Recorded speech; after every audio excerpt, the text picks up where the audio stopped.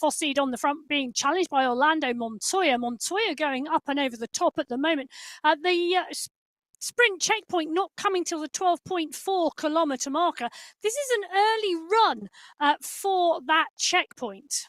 I think it's an early run and maybe an ill-fated one, but we'll have to see if they can make that stick in that run to the next checkpoint. Meanwhile, down at the very first point our riders need to make, that's the start line. You can see that we've got Category 4 riders. The teams coming up on your screens, 12 teams in total. 12 teams in total. One team of 4, 11 teams of 5 riders. And once again, we're going to focus... I like focusing on the little guys. We're going to go for the smallest team, the one team with 4 riders, the Anunnaki squad.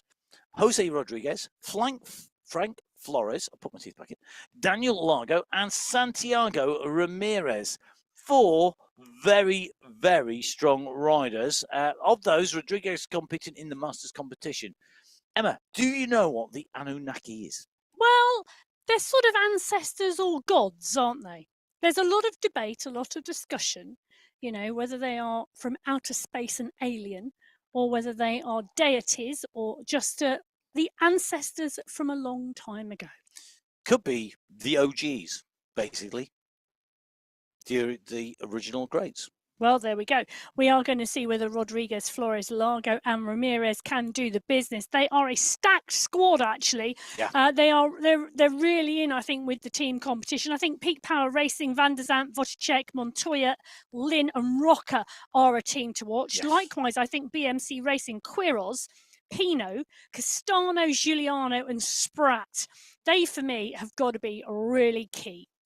Well, let's see if they can be up there. Can Spratt take another victory? He's been riding strongly on Sunday Race Club. It's time to go racing. It's Category 4, up and away. The red Category 4 jerseys mixed with those Masters jerseys in green with the number 4 on the back, denoting that Category 4 rider.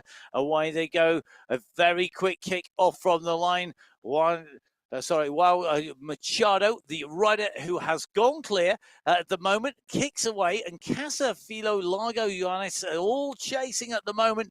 I think that was just a nervous kick, making sure that you didn't get low. Sees he's got the gap. He's kicking again. 5 watts per kilo just going in from him. He's going to keep the pace hot. We're getting a bit of a pattern starting to emerge today on stage 1, with that first checkpoint being at 4 kilometres, and with that climb starting so soon.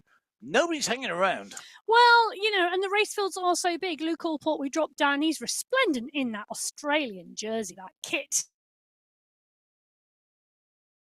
Champion squad with white grown.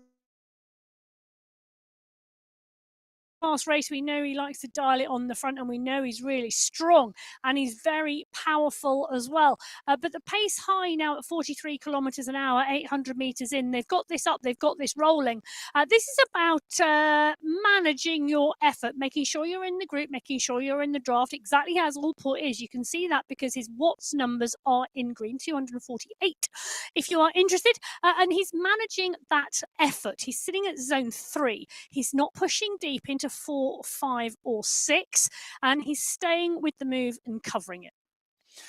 So riders in Category 4, Category 5 and Category 6 away. All part of the racing here on MyWhoosh. MyWhoosh, of course, available to ride free of charge, no subscription fee to jump on board and ride on MyWhoosh. If you've got a sort of very simple setup, you've got speed sensors on your bike and you ride on rollers, or you've got what's known as a dumb turbo trainer that doesn't register the power, just sensors on your bike that tell you the speed, you can go out and ride. You can go do the training workouts, but you can get a heart rate monitor, jump on board and ride in those group rides. Si Bradley, one of the coaches at MyWhoosh here today. Good to see Si. I know he's been stocking up with Habibi or Haribo, depending on where you are in the world as to what you've been using. I think Si's probably Haribo, if I know. So Si, one of our great coaches on MyWhoosh. You can join Si with his coaching sessions. And for those of you that were going to join him today, he's not there. He's here. So we've got Golden Boy himself, Eric Eric Rimburg. Rimburg is actually covering Si's coaching session, but you can jump on and ride with Si, with some of the riders who are competing here, whatever kit you've got. If you've got a Super Smart Turbo Trainer and you've got a second power source and all the rules and all the things that you need to do to get onto our top level racing, then you can come and join James Robinson here in Category 4. You could be racing on the climbs. Good to see James in action here today. You can see the door of the garage open there, just to let some light and some air in, and hopefully get some air movement to cool him down. Jump on board. Come and ride with us. There's great racing from Team Time Trials through to Watt Power races, right the way through to sprint races, World Championship style races. We've got the World Championship public qualifiers coming up as well, and Sunday Race Club each and every Sunday. You're a little late to get onto the start line for the MyWhoosh Championships for 2025, but download the app on iOS, on Android, and on Windows, on PC to get the latest version onto your computer, and you can come and be racing. Fantastic riding at the moment in Category 4. 1 or 2 riders being dropped, but the pressure stretching this group in one long train of riders. It's not quite lined out, but it's pretty close at the moment. Well, I can tell you the first starting category today, Category 6, are through the first sprint section of the day.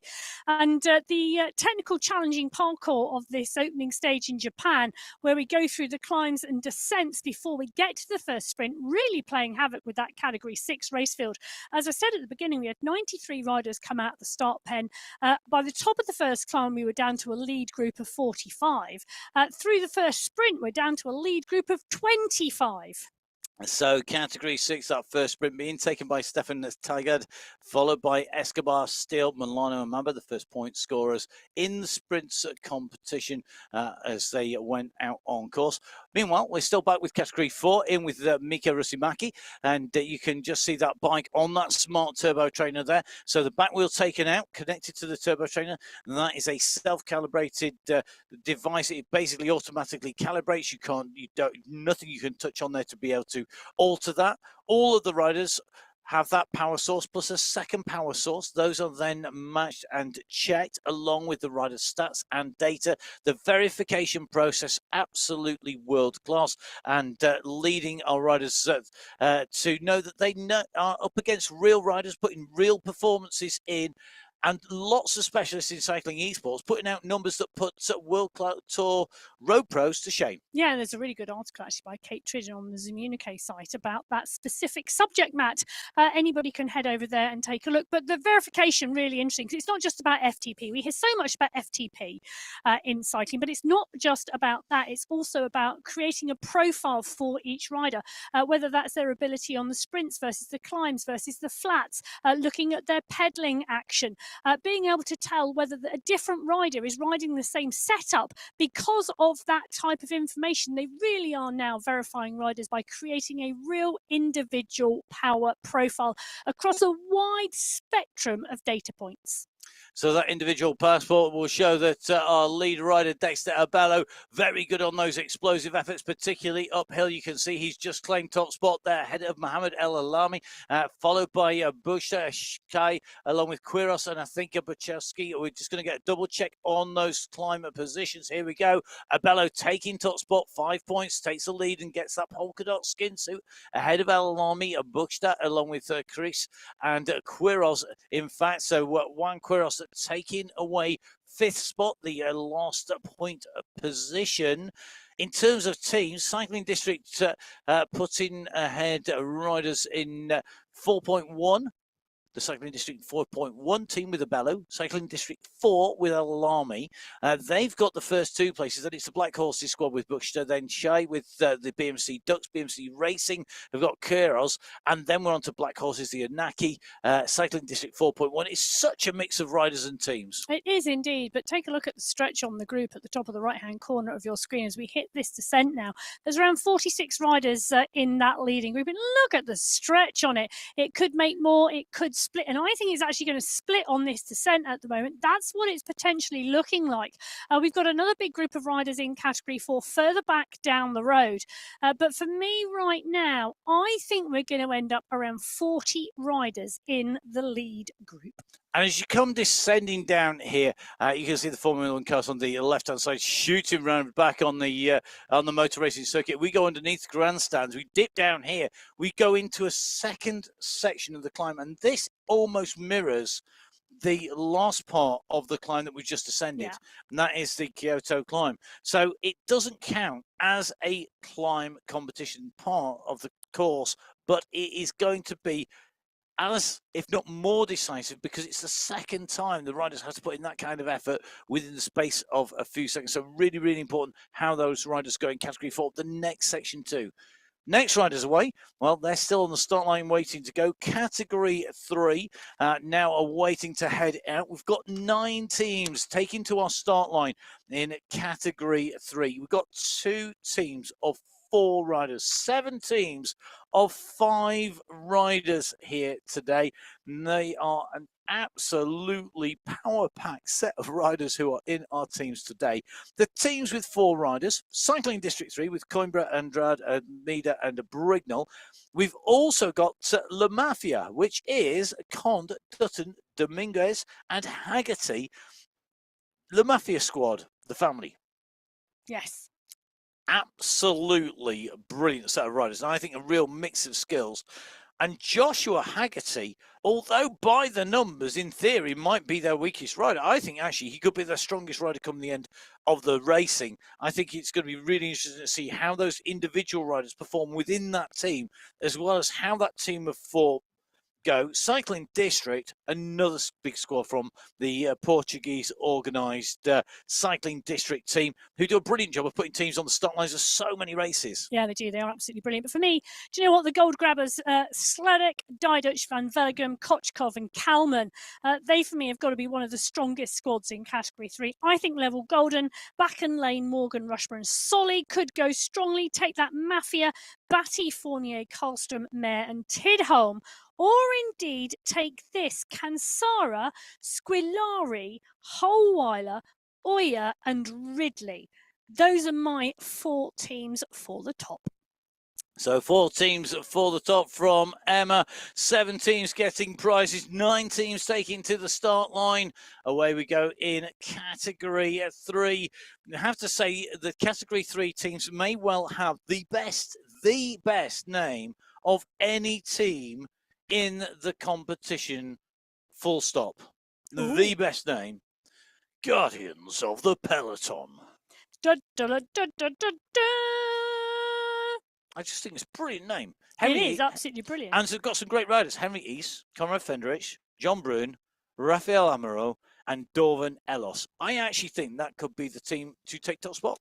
Well, whether they are guarding the peloton or whether they are the one and only guardians who are always in the right place, it does indeed wait to be seen. David Buddle on our screen at the moment, one of the riders in Category 3.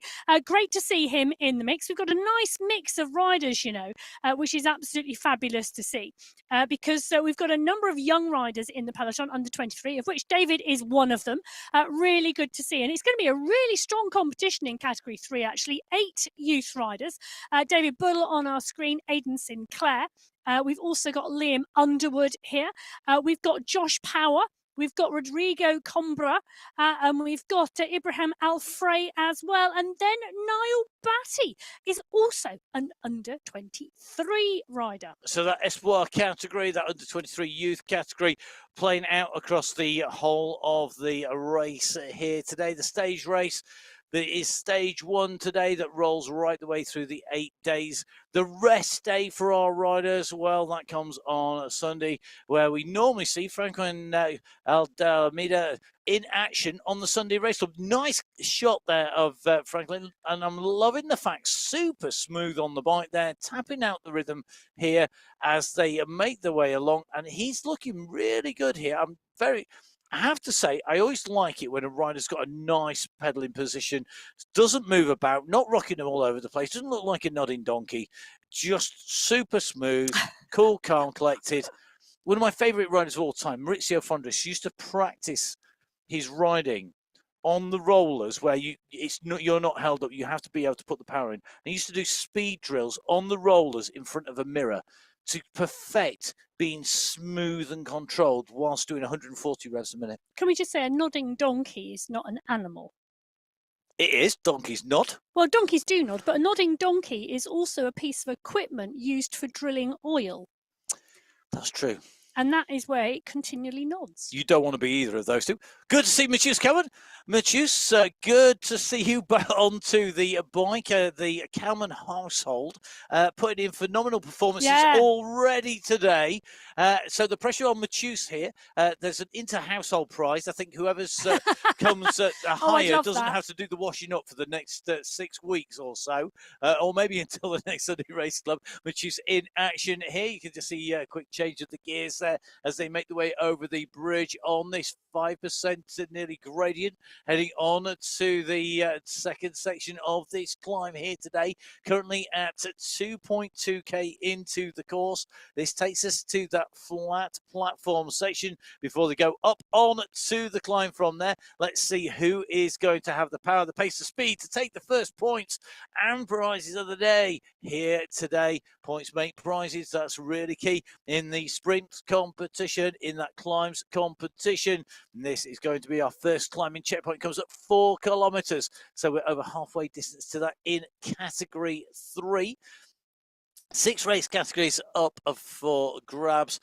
These are decided based on ability. The dynamic categorization that you see on the Sunday Race Club applying here today to give fair racing to everybody, dividing those race categories between all levels of ability. So whether you are the future superstar of esports cycling or you're somebody just starting out on your journey, there's going to be a category for you. Do jump on board. Do come and join the riders. We always love to see new riders, and do get in touch. You can get hold of Emma on Instagram. It's at biking_Emma. You can catch up with me at MattFixerPain on Instagram as well. We'd love to get those messages. Thank you all the riders who've been in touch. Both Emma and myself absolutely inundated with riders and their communication. Honestly, don't ever think that we get too many. It doesn't happen. We can never have too much information coming in. Emma and myself, professional commentators across cycle sport, across multiple disciplines. And I have to say, probably the best at getting in touch are our esports cyclists. Yes. I was going to say which ones they were very closely followed by, but I didn't. Go on. Mountain bike eliminator riders. Yes. I have a really good chat going on with them as well. Yes. But two close-knit families, and that's what I think is the close thing about them, or the similar thing about them, because the esports community, a close-knit community, the mountain bike eliminator community, also very close-knit. You can catch up with the latest action actually in that mountain bike eliminator racing. We were on the mic Sunday evening, and you can catch up that on YouTube as well as the MyWhoosh feed. That's at City Mountain Bikes channel on there for the mountain bike eliminator. And for me, one of the other similarities is that repeatable efforts, because riders have to put in repeated efforts. And that's for me where when we move from category 6 to 5 to 4 to category 3, the ability to put big power down repeatedly really shows.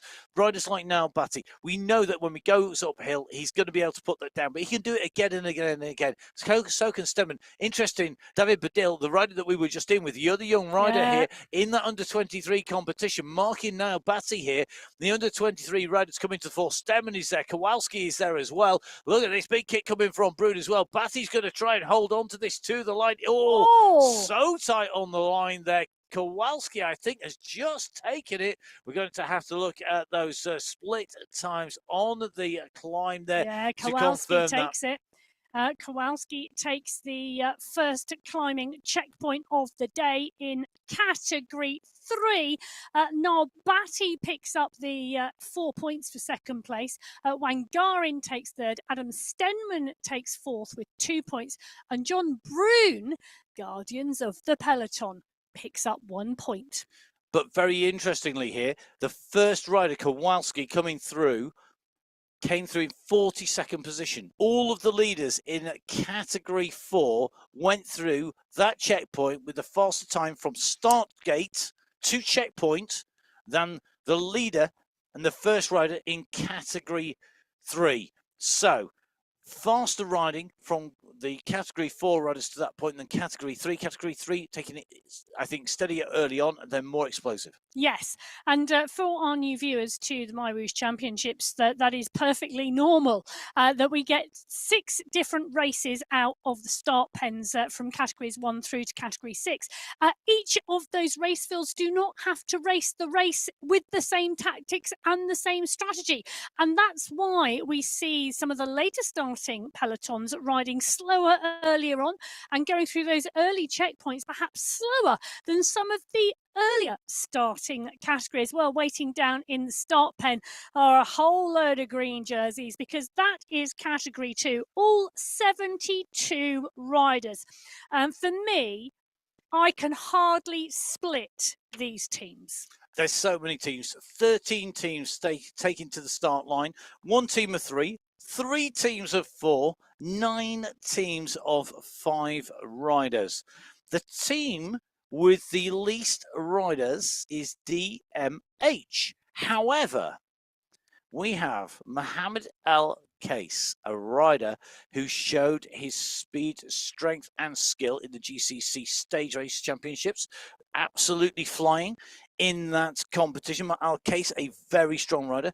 Damian Kiesnowski, proven winner and podium rider on MyWhoosh, and Hassan Sultan, a rider who again is regularly pushing inside those top 5s and can take a good climb and really make the group suffer. For me, 3 very strong riders in that team of 3, the only team of 3 out of those 13 teams. Yeah, well, for me, out of the 13 teams, I think 6 are in for a chance with the win, and I can't split them. For me, it's Abus Esports, Halen, Van Hee, Carvajal, Simmons, and Kalman. It is the GOAT squad, Burke and Khan Kane, Peter Milostic, Masiet Mendakowicz and Jonas Bjarhed. What a squad! Maple Baguette Express, Godzari, Bjorklund, Gombe, Havo and Guerra. They are going to go well, I know. The Smarties, Bengston, Damsgaard, Ritter, Walter and Theme. Goodness me, I don't know about Smarties. My favourite one was always orange, but they are phenomenal. The Hitmen, Fawcett Miller, Koisnan Trajanowski, and of course the UAE clan team that have been strengthened by Nuki and Graves. I think there's 6 for the top. Well, they could well prove me wrong in 8 days' time. We are going to see. But category 2 are up and out of the start pen. We're in with Luca Giamami at the moment. Kisnowski is there. Kiddle is there. Khan K and David Don. Trujillo, Downs, Guerra. Tatu Coincident is in the mix. Mohammed Al Case is right up there. Patrick Bloom, Bennett, Cooper, Massa. They are all at the top of the tree. This is category 2. Fast and furiously up to speed. The pack are rolling out of the pen.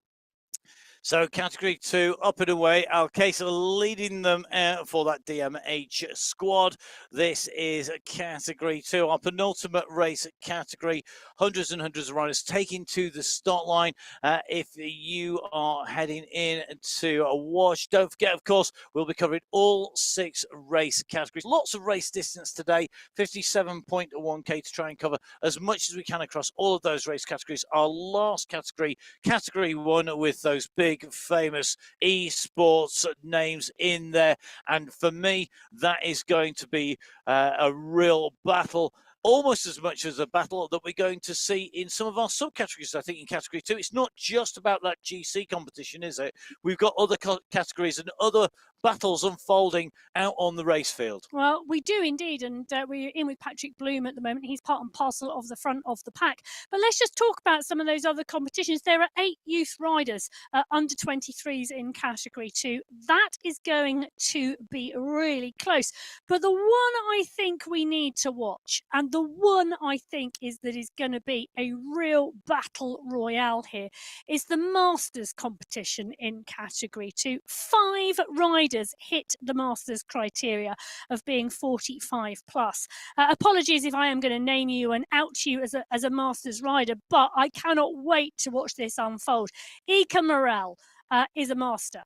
Peter Milostic, Jonas Bjarhed, X100, and SS. And for any of you who regularly tune in on MyWhoosh and watch the elite racing, all 5 of those riders regularly in the mix. That is going to be one phenomenal battle. I was going to say sub-battle because, but then I realised and remembered that any of those riders could very well make the top 10 or top 5 day after day after day.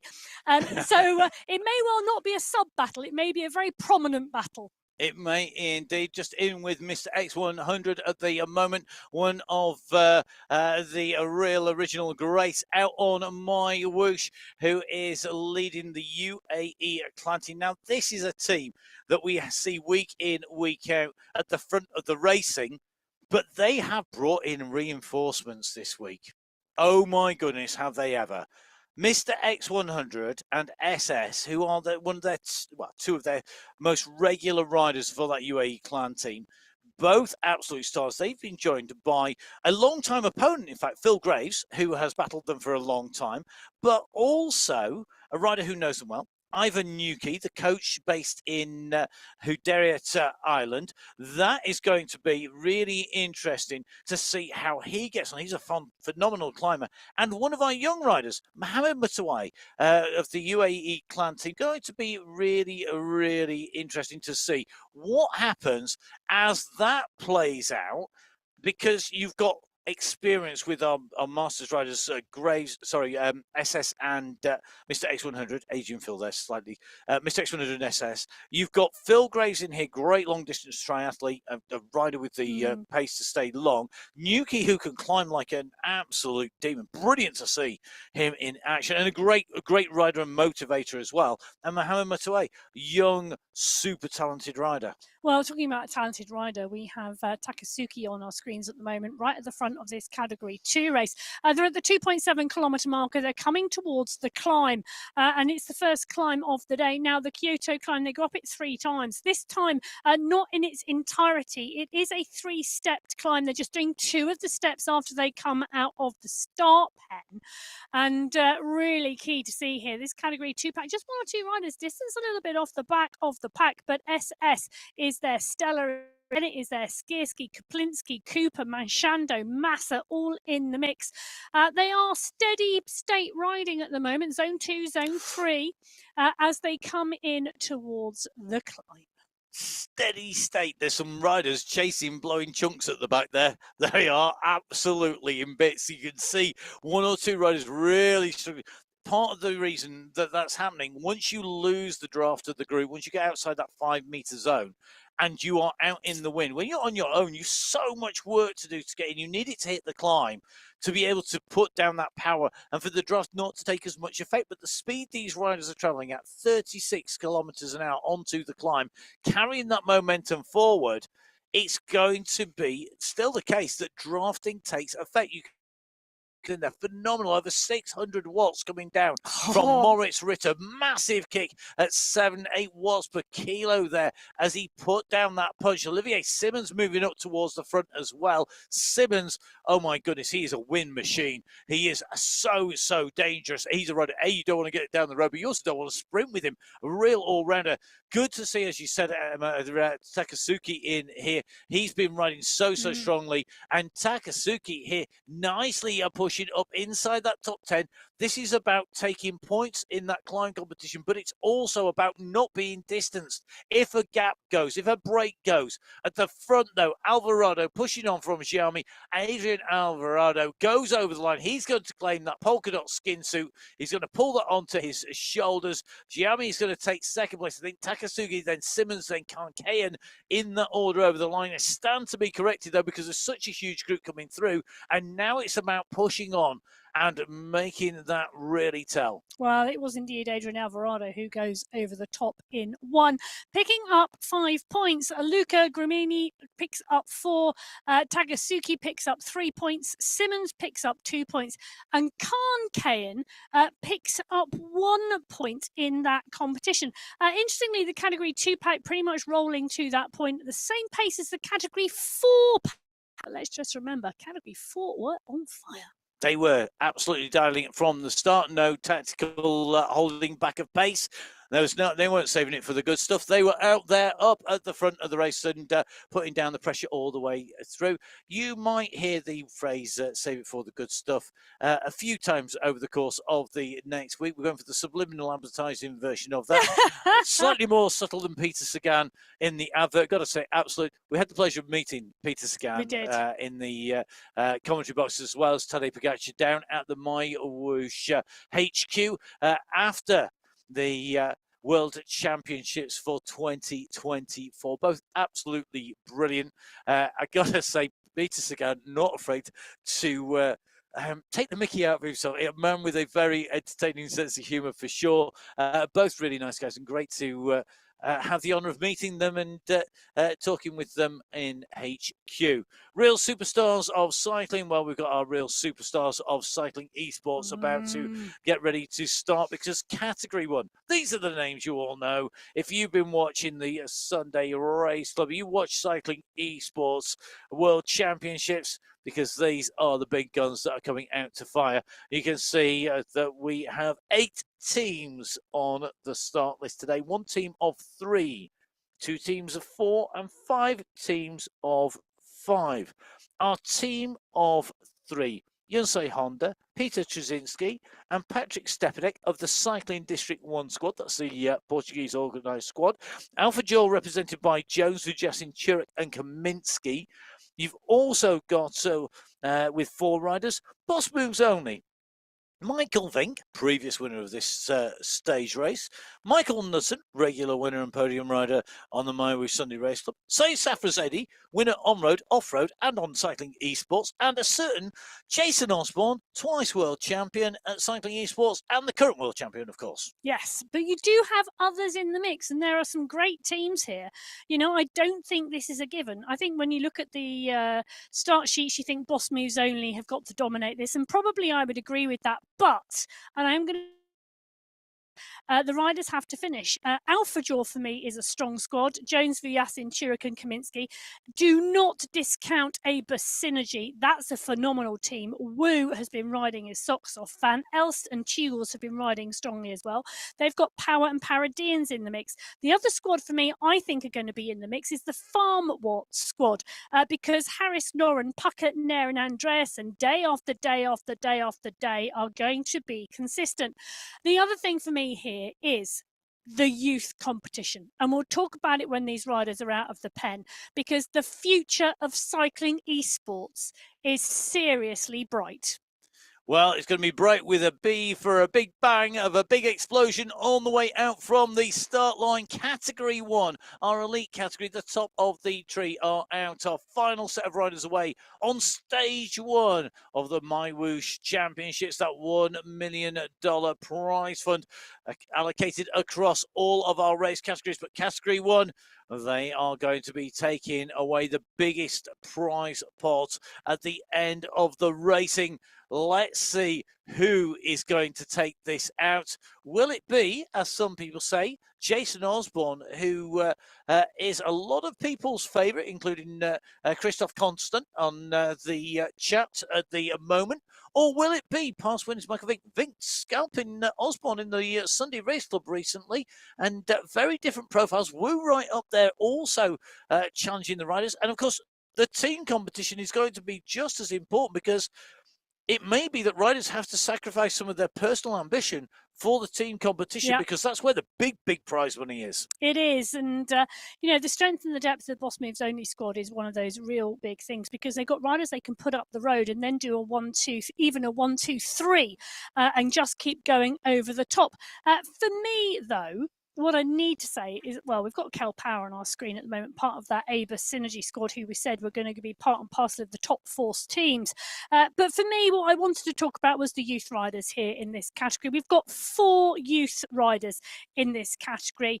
And for me, bearing in mind this is the elite category 1, they are under 23 riders. And that's why I say the future is bright for cycling esports, because Yunsei Honda is an under 23 rider. Hayden Pucker the champion of the USA, is an under-23 rider. Paweł Skierski, the rider from Poland, is an under-23 rider. And Linda Milostic, second in the Australian Championships, is an under-23 rider, and possibly our youngest rider in the entire competition at 18. It's phenomenal. All four of those riders are going to battle it out for that youth competition here in Category 1. And, well, there have already been some of those on the world stage at the finals of the World Championships in Abu Dhabi last year. The under-23 riders, both in the men's and the women's competition, show us a bright future for this sport. I would agree entirely with that. The discipline of cycling, esports, all part of the disciplines covered by the UCI, and I'm sure there are plenty of those cycling disciplines that would dearly love to have not just the talent but the commitment that we see from our young riders here on MyWhoosh week in, week out. And it's just to show what they can do on a repeated effort on a multi-day stage race. Can they match up to the reputation of SS in Category 2? He's at the moment off the front of this group, currently at 9 kilometers, and that means that they're up and over the top of the mountains, the Kyoto climb, followed by the second of our climbs. That Kyoto climb, absolutely key here today. Category 2 are flying. Alvarado taking the top spot. SS at that time, well, he was buried a little bit further down in the pack, 26th timed rider over the line, but that does include a number of Category 4 riders in that total. So in the leading group of Category 2 at the time, going clear on that descent and looking to make it hard for everybody else. Well, and I also think this is a long-range run for the first sprint checkpoint at the 12.4 kilometre marker. I know they're some way out at 9.7, but if you can get the momentum rolling on this descent, and we're seeing SS dig deep when the gradient gets really steep, almost sprinting to get the momentum and the pace up. If he can carry that through to the Tokyo sprint, he's going to pick up that first set sprint points today. And the UAE clan team do have the reputation of riders who are able to use the momentum well, because they've spent a lot of time on the platform and learning how it rides and how it feels. It's one of those things, isn't it? You've got to get the time, you've got to get the race time on. You've got to get the race time in. If you want to be good at anything, you've got to do a lot of hours on it, at it, whether that is commentating, riding, TV production, washing up, not necessarily cooking, baking, or creating anything edible, because I'm clearly, no matter how many hours I do that, food poisoning on rust.com is me. But I have to say, generally, for most things, you've got to put the hours in. And if you want to be really, really good, it's not just the hours doing the basics, but it's also then fine-tuning where to put things like your power down on on those descents in that momentum, where to put in the pace and the power, where to rest, where to sit in the group. When those splits go, what does it look like? What does it feel like as riders start to push? Where can you ease off? I'm going to put my academic hat on for a minute. Okay. Because there was some research done on how many hours of work you needed to put in to become an expert in any skill, whether that would be woodwork or bike racing. And Gladwell, who is the author of said book, should anybody want to look it up, refers to the 10,000 hour rule, asserting that the key to achieving true expertise in any skill is simply a matter of practicing, albeit in the correct way, for at least 10,000 hours. I once examined a PhD that went up against that theory. And did it end up agreeing with it? What was the outcome? Well, the author of the PhD disagreed with the 10,000 hour rule. Okay, but no conclusion as to who was right. Well, no, it's academic debate. We shall leave Professor Emma Martin. She is a real professor. It's not just the title we give her. She is indeed a professor and a doctor, as well as an academic, to her numbers. As the numbers show, number one rider in Category 1, looking to claim the first points, sprinting clear of the bunch, the world champion, Jason Osborne, leading the race over the first checkpoint behind Jones, Panizza, Vajassin, Dont, Kroll, and Harris coming through. But that move by Osborne almost sailing away with ease. The Boss Moves only rider, the world champion Jason Osborne, claims the first points. 5 points on that climbs competition ahead of Ollie Jones, taking 4. Ricardo Panizza taking 3, Lionel Vujassin taking 2, and Ruben Dont taking 1. Quick reminder, Jason Osborne not only has done his 10,000 hours on cycling esports, 10,000 hours probably out on the bike on the road at NX World Tour Pro, but also 10,000 hours because he's a silver medalist at the Olympics rowing. Yes, multi-skilled. Indeed, that's a lot of hours. Don't have much time for much else. Don't get sleep, clearly. That's a lot of 30. Well, I think he will get sleep because sleep is all plus about recovery, isn't it? It is. So, Jason Osborne leading in the house on the road. Nice view of the rainbow jersey from Jason. We're going for a different view of Jason, although this is the view most people get of Jason most of the time on the bike. Jason, nice to see you back, buddy. We have seen your face. We met Jason. He's one of the really nice guys in cycling esports. Emma, you've interviewed him and you've talked with him on the Virtual Velo podcast that you host along with Chris Wenker. That episode with Jason, really insightful, really a really brutally honest interview about him coming out of the World Tour professional scene and moving across into the ranks of esports and choosing that and why he did so, without causing people not to bother going back and listening, which I would suggest everybody does. I would go back and listen because I mean, one of the things I loved about... Give us a taste of it. Well, one of the things I loved about when we talked to Jason on the Virtual Velo podcast was he's open, he's real, he's honest, he says it as it is. And if you really want to lift the lid on the transition between cycling esports and road, there's a whole communication and conversation around talent development and whether cycling esports is a discipline in its own right or a talent spotting identification system for the road. Again, Ollie Jones, part and parcel of that too. But Osborne really opens up and talks about the nature of what goes on, and it is a brilliant, brilliant interview. Ollie Jones also been on the Virtual Velo podcast, and Ollie Jones also a phenomenal rider, and one I think who is really going to be in the mix here day after day after day. And he is part and parcel of that Alpha Jaw squad, and he's been riding so strongly recently. Certainly has. Fantastic to see him in action, looking so strong out on the Sunday Race Club as well as racing on the road. Just taking a little bit of a look at the times for Ollie Jones. Ollie Jones, what position, what without cheating and looking on your screens, Emma, and searching for it, at the Kyoto climb, where do you think Ollie Jones was in the overall scheme of things across all of our race entries at the top of the Kyoto climb? Oh, I think Category 1 had quite a fairly steady start in comparison to some of the other categories. I would go about 58th. 108th. Well, there we go. I was a little bit out. 108th. But they had a fairly steady start. I think it just shows. And in fairness, they are packed above between him and Osborne in terms of positions. But it does show you Category 1 saving that energy for when they need it. Now, Tomoki Takasugi really pushing on here. Yeah, he is indeed. And we're back in with Category 2. And we've got 2 riders clear at the moment. They're at the 14.5 kilometre marker. They've gone over the Kyoto climb for the first time. They've gone through the Tokyo sprint for the first time. They're heading towards the Kyoto climb for the second time. Now, this is the full climb this time. All 3 stages of it, 3 steps. It's only the top step that is part and parcel of the climbing checkpoint. But that checkpoint coming towards the end of that section at the 23.4 kilometre marker. And that's where Category 2 are heading at the moment. Takasugi right on the front of that group, but only by a couple of seconds. We drop back in with Category 1, in with Honda on our screen at the moment.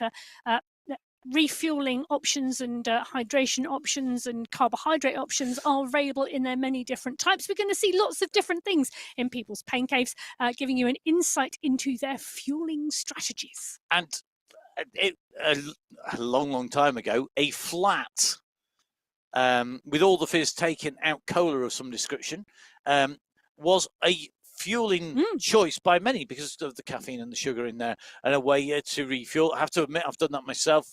I am old enough to remember when this was high tech on the way through. But even then, I mean, the pros are doing that. If Final lap of a mountain bike race. Yeah, if you were passing up a drink to a professional rider because they didn't want anything that was contaminated, you would pass them up, if you weren't on their team, a can of seal can of fizzy drink because they knew that nobody had been messing about with it. They knew that they were safe to take that and to drink that. And that is one of the things I remember. I think we passed up my record at any one point was 28 of them. Well, there are more than 28, 29 riders in this Category 2 race at the moment. They've just gone through, well, they've been through the Tokyo Sprint. And at that point, it was Olivier Simmons who led them out from Maciej Skierski. Matthew Sanchez, Martin Matheson and Mikel Menchando were the top 5 riders, picking up points. But do you know what? The group is big. The group is strong. But there were around 8 riders who'd gone clear by about 4 seconds from that group to push on. I'm thinking that group, I can see that group all starting to come back together again. And I was just taking a little look in Category 2 is where Takasugi was in terms of that sprint. He wasn't on the way through that sprint. He wasn't right up there, but then attacked over the top, looking to break this racing up. And I think that's going to be a tactic here that's being used by Trzecinowski, really looking to split the groups apart, really looking to accelerate through and to do some damage on the way through. And exciting riding we expect from Martin Trzecinowski. It's certainly a rider you wouldn't want to take to a race finish because we know he's got a great sprint. He's a rider who's good at riding on the limit all day and then finding something extra on that final kick to the line. Yes, absolutely. And he's also a great punchy rider. So I think on these early stages, he could really well come to the fore, the Polish rider, because they are punchier stages, the first 3 stages. I think when we get to stage 4 and stage 5, when we head to Zurich and Japan, and we really get into those mountain stages, I'm not sure we're going to see so much of Trojanowski, but definitely for the first 3 stages, they suit him down to the ground. So those are rolling ruler type stages kicking off the racing. This is stage 1 for the men, following on from stage 1 for the women on the MyWhoosh Championships, the 7th stage over 8 days race. The rest day available for riders to ride on the Sunday race club if they choose to do so. The riders, though, can use that as a qualifying round to go into our finals as well. If they need to, if they want to take that as a rest day instead. All the riders in the race subject to verification to minimum standards for their turbo trainer or smart trainer, minimum standards for their second power meter, as well as, of course, for that performance. And the need to get a power passport. That's check, the verification check, and the way in which the riders, or part of the way that the riders are sent into categories, which is on the way in and through.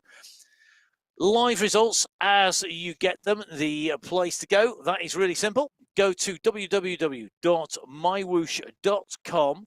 If you go on there, you go to results on the main menu, and you then need to find the stage race of the MyWhoosh Championship. You can go from there into the links for the women's and the men's race, and that has the results on the way through for the stage ranking, which is where we're at the moment, and then the general ranking as well. So, for example, you can see that our Category 6 riders at the moment out on course at 39.7k have just gone over the top of the Tokyo climb number 3.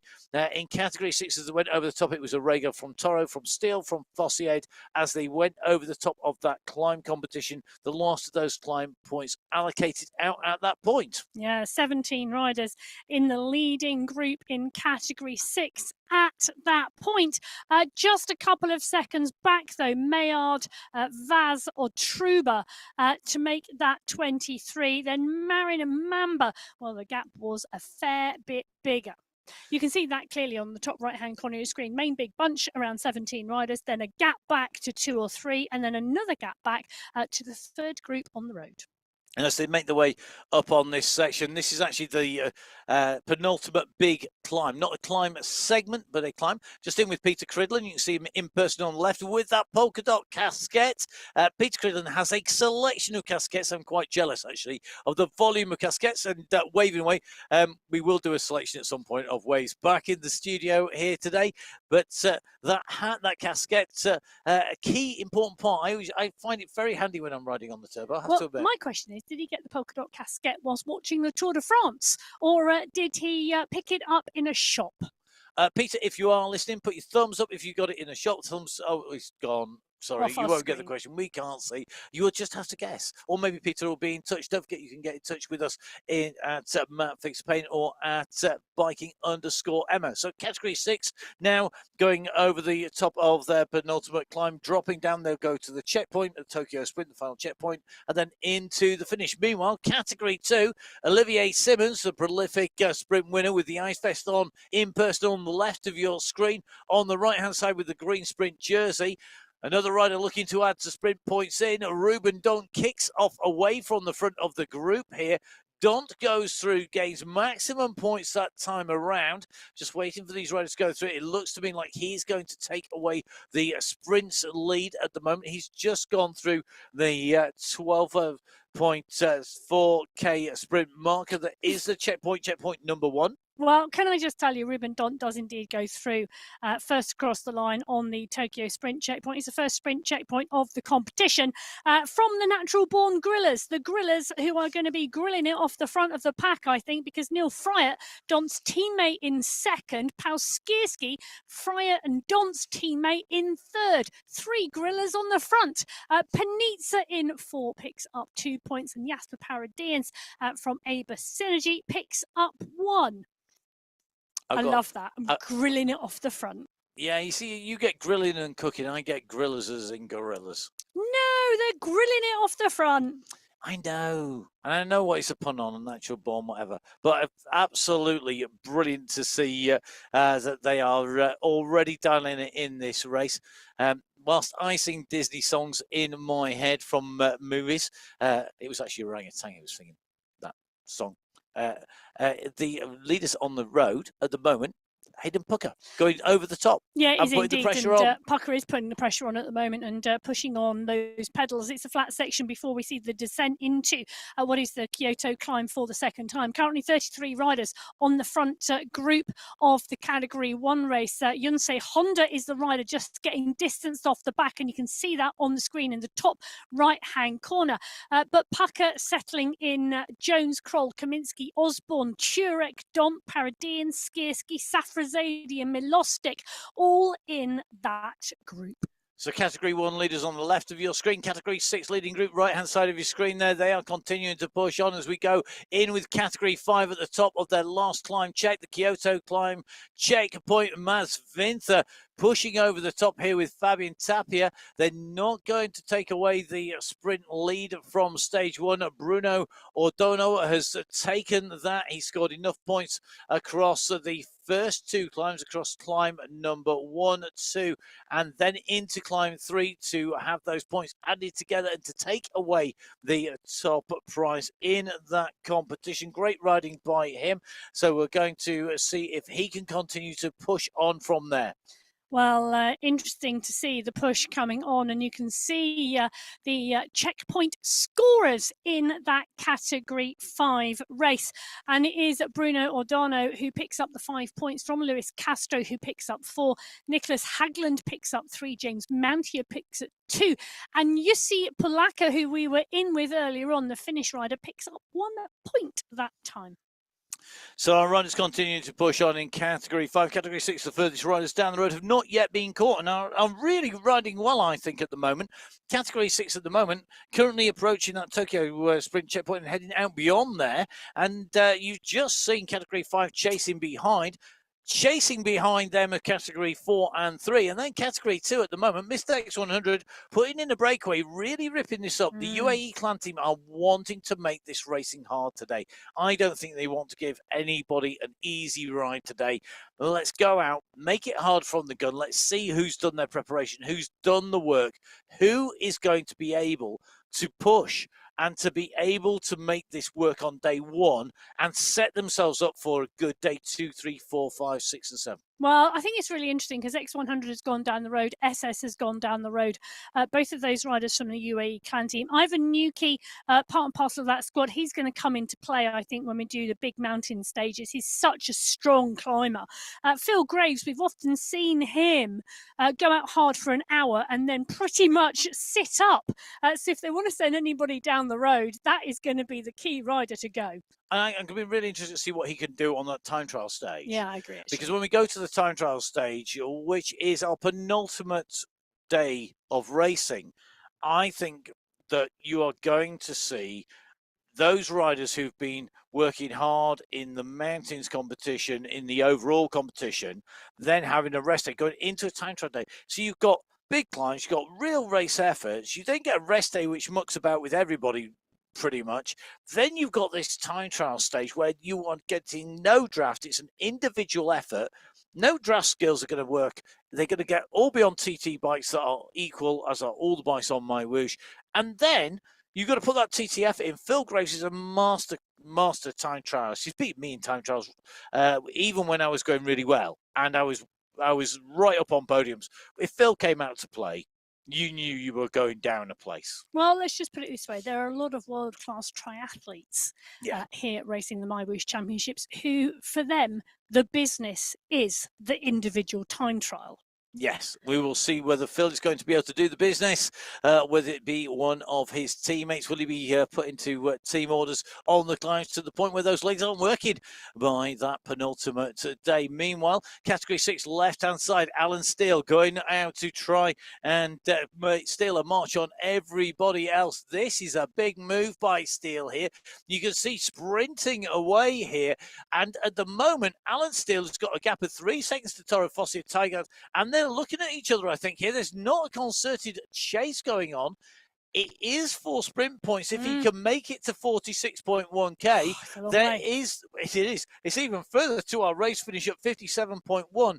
But this is a brave move. Absolutely, caskets off, hats off to Steele for going hard so early. Well, the air conditioning unit in the back of behind Nathan Guerra at the moment, we're seeing him on our screen. They're heading at the 23.2 kilometre marker.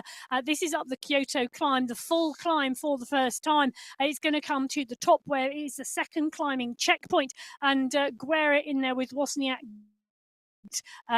Cooper is in there as well. Hansen is in there. Thiem, Quintero and Fawcett. Alvarado at the front, and he's been doing a sterling job climbing today, Adrian Alvarado. Alvarado goes in over the line there on that Kyoto climb, looking very, very strong indeed. So our checkpoint scorers, Alvarado going in over the top in 1, SS in 2, Kankayan in 3. And then it's going to be a 4th place, I think, Takasugi. Then Mistakes 100 in there as well. Yuki right up at the front, so putting those climbing legs into good use as well. Very interesting to see how that plays out. The riders really pushing on. Category 2, the latest riders to get to the top of the climb. However, it is all about getting to the finish line as well. 23.9k covered. So they've done 2 out of the 3 ascents of the Kyoto climb. Kankayan nicely tucked in this group as well. Khan and Burt Kane coming to the fore 2 years ago. And I know I've said this before on the Sunday Race Club if you watch this, but this is brilliant to see. Thank you very, very much to Khan and Bert for continuing to come in and race. They jumped on board and they made the racing exciting ever since. And we really love it when riders get in, get engaged and jump on board. So at the moment, as these riders come in through, all the results being updated on the MyWhoosh website, mywhoosh.com/results, then go click on to the relevant race. You can do that for Sunday Race Club. You can do that for the MyWhoosh Championships. You can even do that for the World Championships as well. All here on MyWhoosh. MyWhoosh, the partner for the UCI for 2024, 25 and 26. As we take a look in at Michael Vink, the man who won this race back in 2023. 2 years later, he's looking to go and do the double to be the only winner at the top of the standings. At the moment, he is there in the group at the right place at the right time. And Michael Vink, of our riders who've moved from professional peloton on the road doing multi-day stage races to riding on cycling esports, he's the most recent returnee almost. He is, and let's not forget he was a road racer. He was then an esports rider. He then went back to road racing, and now he's come back to esports. It's a really interesting journey and story around Michael Vink, and this week is going to suit him down to the ground. It really, really is. The question for me is, while Michael Vink pushes on here as he comes into this section, is who is the boss on the Boss Moves Only squad? Is it Vink? Is it Osborne? And we've seen them go head to head over the last few weeks, and recently Vink has come out on top. Now, is that about tailing off and getting your performance ready for the MyWhoosh Championships? Well, Jason Osborne's now chasing Michael Vink. The two teammates pushing it down the road, and Van Elst from the Aber Synergy squad now coming up into close contention and not letting either of them go. Really interesting timing by Vink there. You could see him accelerate as he came down onto the flat, winding it up. 8 watts per kilo kick from him, just motoring his way into this climb, making it longer, making this rise harder. Then you saw Osborne, teammate, go with him. Everybody responding to that, everybody jumping back in and trying to move. We're going to go back to the top of the climb of the Kyoto climb. Category 4 go through. They go through for the third time of asking. Mohammed El Halami taking away top spot once again at the top of that Kyoto climb in category 2, doing an amazing job here in the Kyoto climb. Fantastic move by him in category 4 to take away top spot. El Alami taking that on the third time of asking, taking it for the second time of asking, and taking second place on the first time up that climb. He amasses the most points. He only dropped 1 point across all 3 ascents. Well, interestingly, we've got 5 riders now clear at the moment of the main group behind it. It's a big, big group in category 4.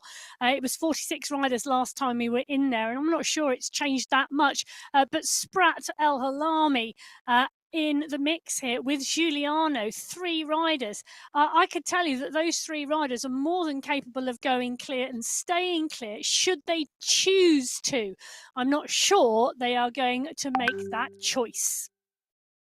Well, the riders at the front of the Category 4 race pushing on here. 3 riders in the mix, El Halami, Sprat and Giuliano. The pace off at the moment, taking some recovery, but the pack behind also taking some recovery as well, which is why we've got a gap. And we have indeed got a good-sized gap at the moment. It's looking a little bit like out of sight and out of mind. 8 seconds at the moment these 3 riders have, and Sprat now noticing this and pushing on. They're pushing on into the next climb. If they climb this and climb strongly, well, this is the last main climb of the day before they meet the finish line. So at the moment at 39.3k, those leaders in Category 4 continue to push. Remember, in front of them, Category 5 and 6. On your screens, Category 1, 2, 3 and 4. Well, Category 4, Matt, would you push? Would you sit? What would you do if you were one of those 3 riders with that 10-second gap? I'd go for it. Well, Matt's going to go for it. I go for it. And the reason I would go for it is because it's such a key point. Long descent, long run down, 8-9 seconds. When you go into a climb, you've got there by climbing. You haven't got there by sprinting. You've got there by climbing. And you've got the climbing legs. They're working. You've got to race to your strengths. And that means race on those hard sections, on that second part of the plateau where you've got that secondary climb that comes after the Kyoto checkpoint itself. Really, really, really important to race those strengths. That is key. You see that time and time again. Vink going to the front, Osborne going to the front, pushing where they've got the strength. Category 6, right-hand side of your screen. Marius Fossier racing to his strengths. He's such a strong rider. He's at 49.3k at the moment. Fossier, super strong, super sprinter. We see him taking points time and time again. Good to see Marius in person on the left-hand side of our screen. He's up against Maxime Fabre, Torra Escobar and co, but he's still a big group here in Category 6. And for me, Fossier is a master of getting his timing right. Yes. You know, you really do have to nail that element. But this is a big group, you know. They're at the 49.7 kilometre marker. Well, it is less than 8k to go now till the finish. It is either go long, go hard, or wait till the finish. They're on a flat transition now before they descend into the valley, and then they climb out of that valley, which is the final main climb before the uphill finish. So the riders on their way into this flatland section.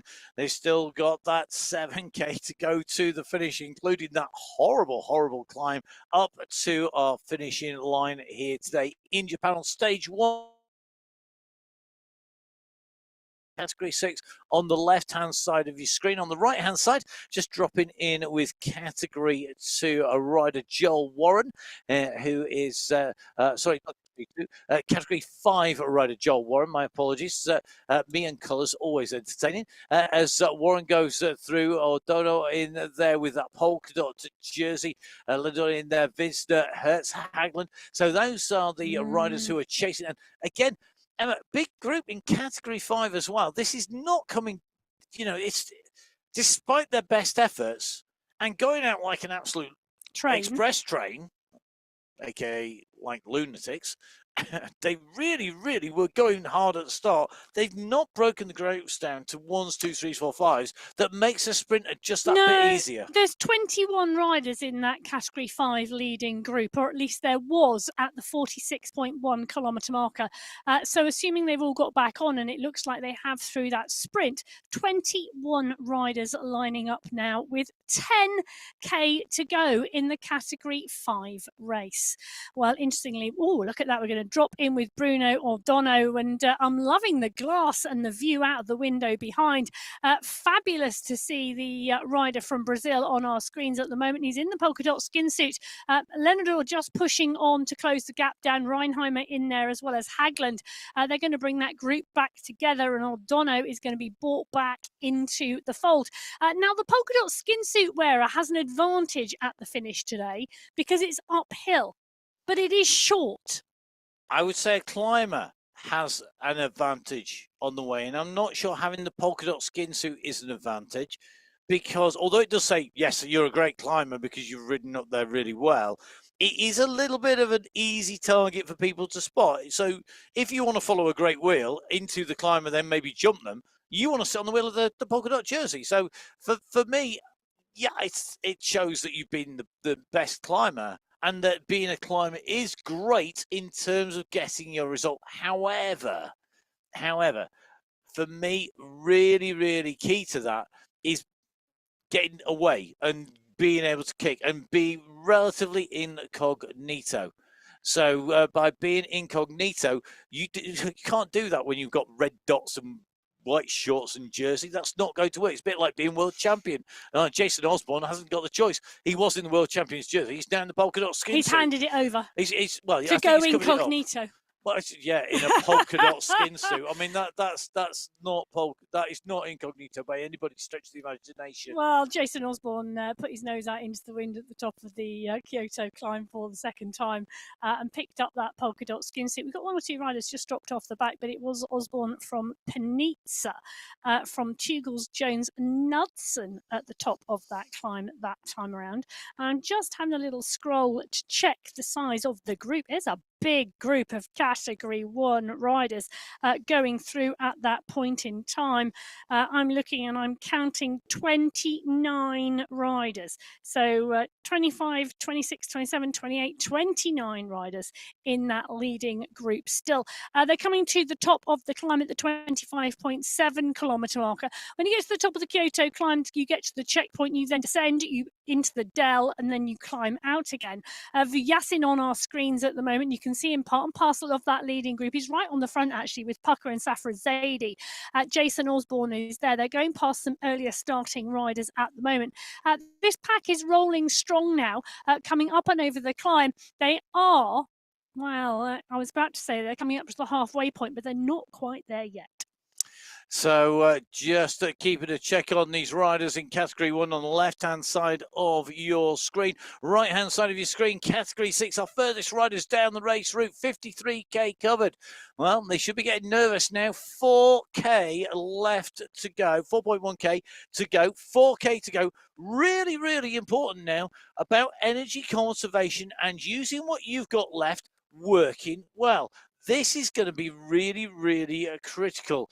The way that these riders ride now as they push in is going to be very telling. So, for example, Jeff Rooney, we know he climbs really well. He's a strong rider. Where does he put that effort in? He's on the right-hand side. Another attack, though, left-hand side going on the main screen. Michael Vink pushing over the top here. Quick response coming. Hayden Pucker and Jason Osborne very quickly moving up. So Vink goes as a one. Secondary punch, a 1-2 punch. Vink and Osborne. Pucker responds to it. Wu goes as well. The rest of the group are scrambling behind here. So the world champion joins the former winner of the MyWhoosh Championships. Pucker goes in over the top.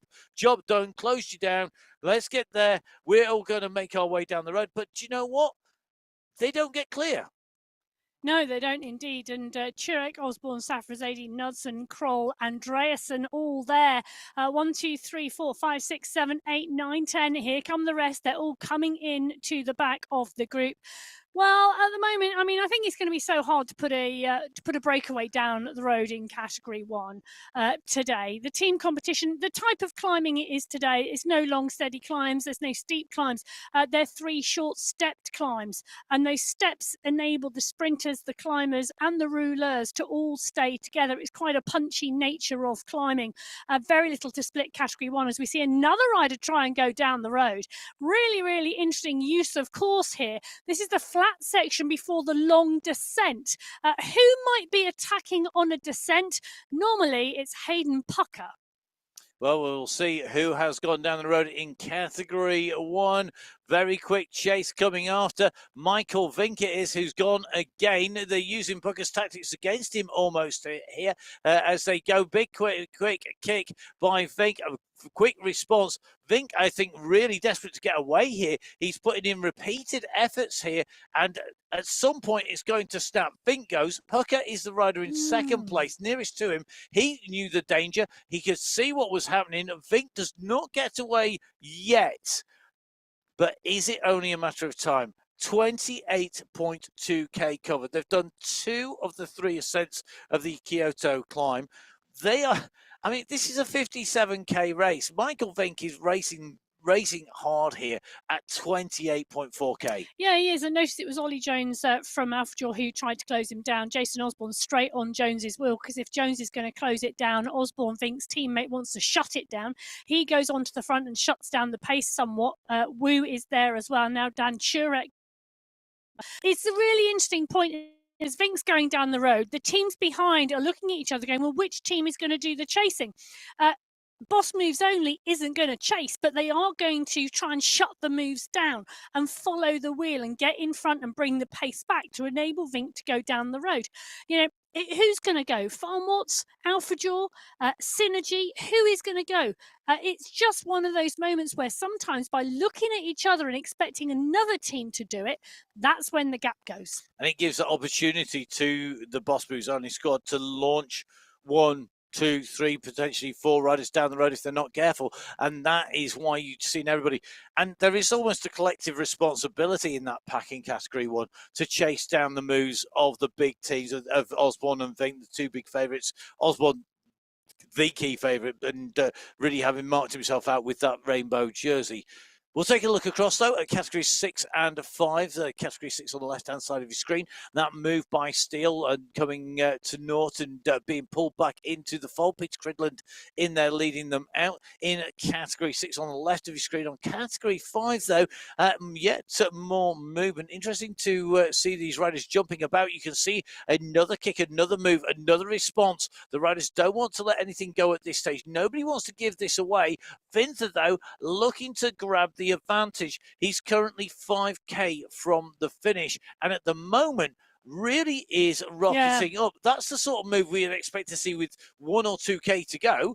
Pretty much in category where Category 6 are now. Category 5, though, Vinther's putting them in early. Well, I think he's trying to form a small group and take a small group away rather than the large pack that are behind him. And if Vinther could indeed get a group of 5 or 6 riders and they work together, they could stay clear of the pack for that 5 kilometres before the finish line. But I'm not sure anyone's going to want to work with him. I think they're just going to try and shut down the move.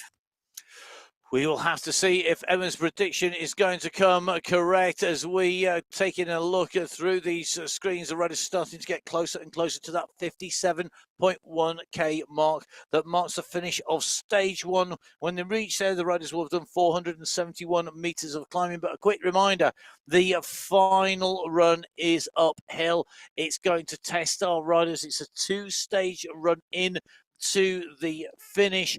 Really key to go up the first part in contention, but not to have used everything, because if you've used everything as you go into that final lift to the line, you're going to find your legs explode. You're going to go backwards at a rate of knots, like somebody's chucked an anchor out, because the rest of the group are going to come over the top. We're in with category 6. This is your leading group. We are approaching that final moment. Somebody's going to choose to launch. Who will it be? Well, we are approaching that final moment, and we're around 800 meters out from the finish line, 700 meters out from the finish line. Putzel is there, Cridland is there, Rademacher is there, Carabona is there, Toro, Arego, Fabra, all in the mix. The question is, who's going to launch first? Riley Milostic is in the mix too. He's found himself on the front of the pack. I don't think he'll want to stay there. This group coming in of 19 riders has split into two. Carabona on the front with Cridland. Jose is there as well as Escobar. The pace dropping. They're looking at each other as well. But Putzel goes first. So does Fossid. Fossid goes at 12 watts per kilo. It's a big run to the finish line. He's got 300 meters to go. And Marius Fossid has launched at the attack. Simon Patel tries to manage it. So does Peter Cridland. Escobar goes now from behind. Will Fossid be able to hold this? Because if he can, he's going to stay clear. Stephen Tiger is coming at pace from behind. But Marius Fossid is holding the pace and holding the power. I think he's going to be the first rider across the line in the men's MyWhoosh Championships stage 1 today. Fossid takes the win from what I think is going to be Tiger and Carabona. Or did Carabona come over the top for second place? Going to take a little look. So, Marius Forcier, I think, taking that sprint from Stephen Tiger, from Carabona, Arego and Cridland. They were your top 5 riders in. Escobar followed by Fabra, Milostic, Patzel, then Rooney, Toro, Steele, Jose Radamaki going in over the line in that order in category 6. A brilliant racing in category 6. If you're still out there racing in category 6, please keep on going. Remember, no climb lasts forever. It doesn't, I promise. You just got to keep on pushing and get yourself in. It's a long stage race. There's lots of time for riders to change position. Don't forget, you can catch up with all the results on the MyWhoosh website. It's mywhoosh.com. Go to results. All the results at the moment are, of course, provisional. They're all subject to verification, to the checks that will take place after the racing. The team will be there late into the night and early into the morning, making sure they're updated before tomorrow. There will be a verified stamp on it when they are official. So just keep checking on there. At the moment, though, we have got our first riders in. That's category 6 in and through the finish. Provisionally, the BMC 6s have taken the team win from Level Carbon, with BMC Spinergy in 3rd place provisionally. 4.874 seconds the difference between Arego, Escobar and Toro of BMC 6s to Level Carbon's Carabona, Rooney and Jose. Well, it was a 13 up sprint, so I'm not surprised category 6 was close. 13, BMC Spinergy, 22 seconds down. So it shows you just how fast that racing is. And that is category 6, and how close that racing is. You can join in that fast racing on MyWhoosh. Jump on board on iOS, on Android, and on Windows. Make sure that you jump on board. You can come racing with all these riders every single Sunday. We're there as well, putting words to the action. Myself, Matt Payne, and Emma Martin of Full Speed Events, making sure that we get the homework done in between each and every show, each and every stage. Sleep's overrated, apparently. It definitely is. And can I just say, called it BMC 6s. Emma might be smug on the other side of the studio, smug.com, on the left-hand side, because she got that right. We'll see whether she can manage that on the way through. Clearly, all that research as a professor is working out correctly. We're going to go across, take a look at our other race categories, because Category 6 have now finished. We're in with Ross Fawcett in Category 2. Interestingly, as they went through the checkpoint, that's Kyoto climb for the third time, Mohamed Mutway going over the top in the lead for the UAE clan team. So the youngster on the team showing that he's got some speed in his legs. That could be interesting. That could be indicative of who maybe they're going to be working for at the finish. But we will have to see who is going to be where. Now, Fawcett, Van Heat and Co chasing on behind. It is indeed, and Ross Fawcett pushing on there as we drop in with Category 5. They've got 900 metres to go here, and Reinheimer starting to open up and go long. Mkhitaryan right on his wheels. Mohamed Mkhitaryan and Philippe Reinheimer now pushing on here. Matt Smithson comes to the fore. Smithson should be able to get his timing right. Garcia Zimiel is there with Justin Roy. Luke Kendall is there too. They are coming up to 7. Well, they've got 600 metres to go as they go around the bend, but it's still a long run to the finish line in Category 5. The question is, who from this group is going to get their timing right? Who is going to go across the line in 1? There's a number of riders who could do this. This is all about the launch. This is all about getting that correct. So Pulaka comes to the fore. Mkhitaryan is there. Reinheimer, Winter, Lenador. They are all in the mix. Tapia is as well as Cirillo goes long. Cirillo's gone long at 300 metres out. Clinton Cirillo has pushed at 9 watts per kilo. Jussi Pulaka, Luke Kendall, Julian Hertz all behind. Hertz now starting to move, but he's going to have to put the power down to catch Dave Cirillo. Clinton Dave Cirillo is heading towards the pen. He's heading towards the finish line. Julian Hertz is coming. Hertz, I think, has left it too late. Cirillo is going to make it. He's on our screens at the moment. He goes underneath the banner. He takes the win in Category 5. Cracking timing.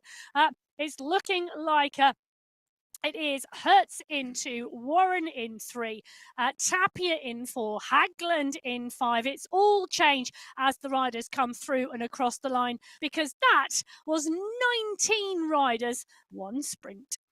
So 19 riders in and over the line here. So great to see that in Category 5.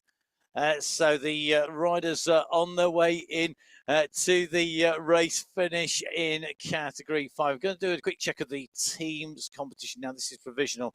Clinton Dave Cirillo took the win individually.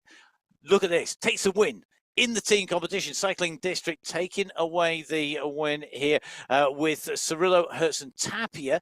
Level up in second, Level Avengers in third.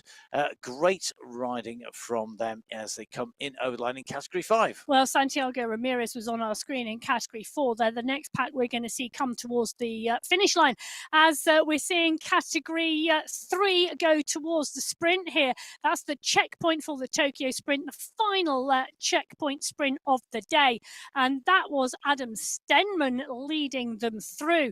Christopher Morgan, Henry Oyer, Nicholas Fournier and Ricky Lane all in the top 5. Nick Squilari was there as well. Now I'm just taking a little look, because that is also a huge group as the point score comes up on your screen. For me, that was 32 riders. So 32 riders heading towards the finish line in Category 3. And in Category 3, great riding there by Adam Stoneman. He took 4th place on the first sprint of the day. He took top spot in the second sprint, and he took top spot in the third sprint in Category 3, showing that he's got some speedy legs. I'm sure he'll be looking forward to our last stage, Stage 7. Will Nick Squilari be looking forward? Well, he's looking forward at the moment. He's got the gap to Keneal Davis and all the rest of that leading group of riders. They make their way down the course. Meanwhile, Michael Vink is doing a Michael Vink. He's on the attack again. This time, though, this is on the run to the top of the climb. So far, Jason Osborne has topped both Kyoto climb checkpoints. He's gone through with the lead.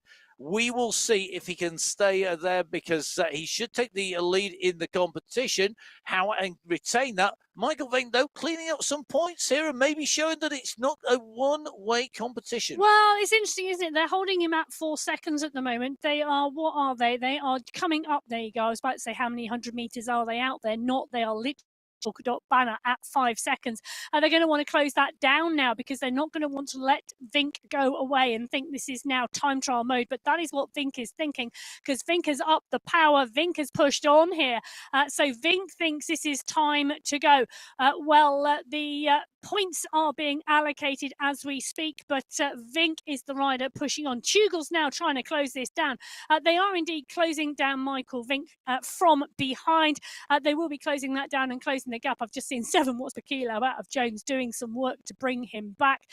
Pucker, Thrall, Jones, all there at the moment. But Vink, well, they are trying to bring the gap back. He's sitting still, hovering out front. And we've got a drop, a descent, where Vink at the moment is just clear. These riders know that there is a danger because they're going to drop down. It's only about 100 metres or so at the bottom, where it's not even flat as we drop down in towards the side of the motor racing circuit, past the grandstands, and then back up again. You're going to go into the second part of this climb on the plateaus up on the top of Kyoto. And I think for me, this is really, really telling. Vink has gone. Vink is trying to hold this. If he can get out the other side, he's going to be into that descent towards the Tokyo Sprint. If he's got a gap, it's going to be for the rest of the teams to chase. Category 1, left-hand side. Vink trying to break clear yet again. Right-hand side of the screen, Perdoncini leading category 4 at 54.6k to go. This is a part 1 of that climb into the finish. And at the moment, that group, although they have dispatched 1 or 2 riders off the rear of the group, there are a number of riders up at the front of the group, and there's enough of them to make this difficult. Perdoncini leading the way at 5 watts per kilo, so that is the amount of power in watts divided by the kilo, the weight of the rider. It gives you a good indication as to the power to weight ratio of the climber, the power to weight that they're putting out at that time. But Perdoncini is not enough yet to distance these riders to go onto this flatter section. We've got a long run and then a kick again. Category 4, right-hand side of the screen. Left-hand side of the screen, Category 2. Mr. X100 has company with Matthias Vanhy and Phil Graves. They have got currently what looks to be 2-3 seconds between them and the rest of the group. But in this group, you've 2 UAE clan team riders. And look at this. Skierski's away to this. Maciek Skierski and Ross Fawcett all looking to close that gap down. Wozniak goes. Miller now goes over the top. SS marking them out, not letting that chase and leave him behind, but not doing the work on the front. They are making this race. So the UAE clan team here on the MyWhoosh Championship on the left of your screen in Category 2. MyWhoosh riders, regular riders, Graves and X100 with Vanhy, who himself a regular winner, a fantastic rider, a ruler. And this course today, it's almost Belgium-esque in its style of racing. And that's, of course, always suits Belgium rider Matthias Vanhy. It does indeed. And it's going to be interesting to see what happens on those short, punchy climbs towards the finish in Category 2. Category 1 coming towards the 56-kilometre marker. They are around 1,100 metres out from the finish now. Big group, El Halami, Ibrahim, Hernandez, Quiros. Juan Quiros has been riding so well recently. Camilo Sanchez is there. Ryan Giuliano from the USA, one of the riders I think we always shouldn't discount. And it's interesting to see how this is going to play out, whether we're going to see a little bit of cat and mouse in the last 900 metres or whether we're going to see a big push towards the finish. Matteo Pino is there. He's got a great launch on him. So is Henrik van der Zandt. Gomez is there too. This is going to be one big sprint. Difficult to say which rider to follow, which rider to pick on the way out here. This is the kick that we're waiting for. It is nervous moments on the run into the finish. Who is going to blink first? Villardo wearing the sprint jersey, the sprint winner so far. El Alami wearing that climb jersey. Difficult to tell. Left-hand turn being taken. Now comes the rise. It's about the kick. It is indeed about the kick with 400 metres to go, and Perdoncini has gone, so has Quiros. Ramirez has gone at 12.6 off the front. Giuliano has kicked as well. Juan Quiros continues to hold the power, so does Butcher, but Ramirez and Giuliano are head-to-head right at the front of the race. There's still 150 metres to go. Giuliano is closing it down. Ryan Giuliano goes over the top of Ramirez. Can Quiroz or Gomez come from behind? Is there enough road to catch Ryan Giuliano? No, there isn't. Ryan Giuliano goes over the banner in one. I think that was Gomez from Lynn, from Ibrahim, but we will see when we pick up those results. Absolutely phenomenal riding as they came in over the line there. Let's get a check back. Ryan Giuliano taking the win by 0.727 of a second from Gomez, with Lynn in third, Ibrahim in